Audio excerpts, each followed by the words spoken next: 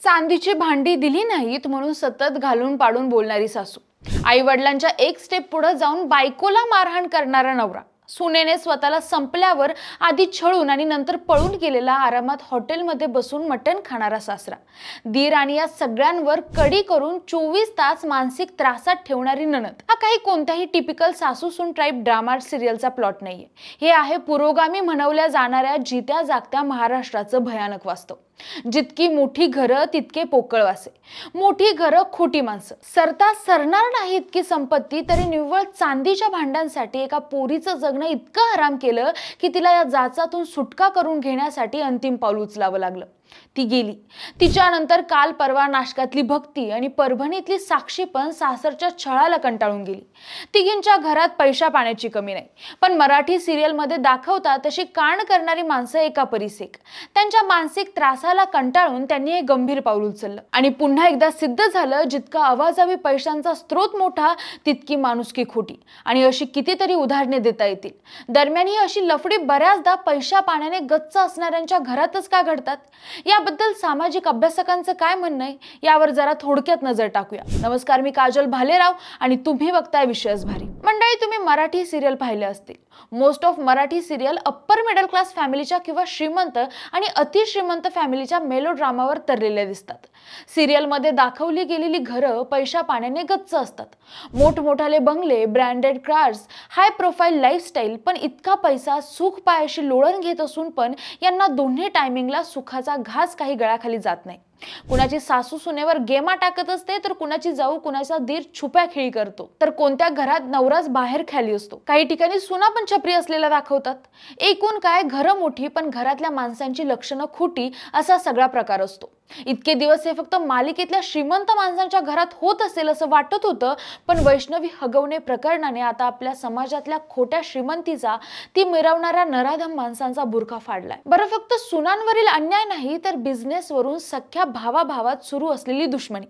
काही ठिकाणी पोरांच्या संसारासाठी सगळं करून सवरून बसलेल्या सासू सासऱ्यांना दाखवलेली पायतानाची जागा, नवरा बायकोची डिवोर्स, अनैतिक संबंधातून बिनसलेली अन नंतर धुमसणारी नाती, रस्त्यावरून चालणाऱ्या सामान्य माणसांना पोर्शे BMW कारने चिरडणारी माजोर्डी पोरं, हे सगळं वास्तव चित्र समोर आलं.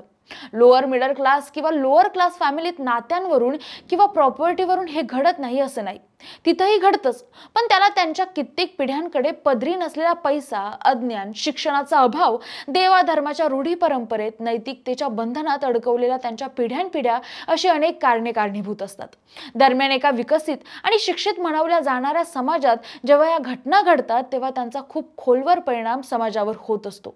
अनेक गरीब कुटुंब हगवणे यांच्यासारख्या हायफाय जगण्याला विकास, श्रीमंती आणि सुख समजून बसलेले असतात.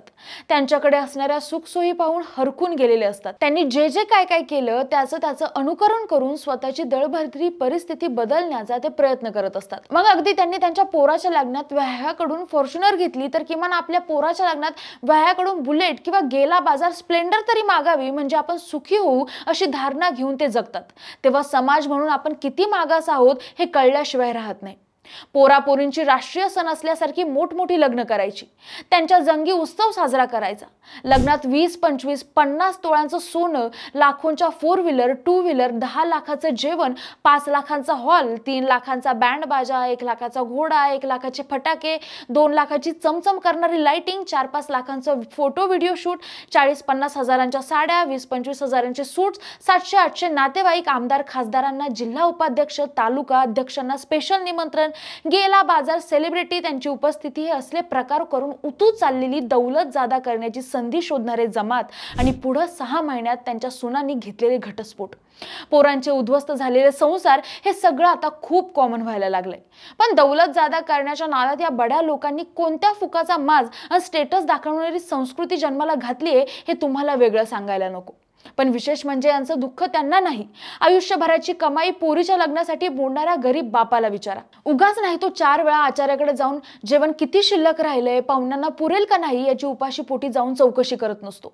पंक्ती वाढणाऱ्या पोरांना लहान पोरं बघून वाडा म्हणतो. त्याचं स्टेटस नसलं तरी थोडीफार उराशी बाळगलेली इज्जत असतेच, जी या बड्या लोकांच्या शो ऑफमुळे त्याच्याही जगण्यात उतरलेली असते आणि तो ती जपतो. पण पोरीचं लग्न लावताना त्याला कळतं की घरी येणाऱ्या सुनेला कसं जपायचं असतं. खरं तर तर गरीब असो वा श्रीमंत, तोंड दाबून बुक्क्यांचा मार खाणाऱ्या स्त्रिया सगळीकडे पाहायला मिळतात. पण हे प्रमाण आता अप्पर मिडल क्लास आणि श्रीमंत शिक्षित समाजात आणखीनच जास्त पाहायला मिळतंय.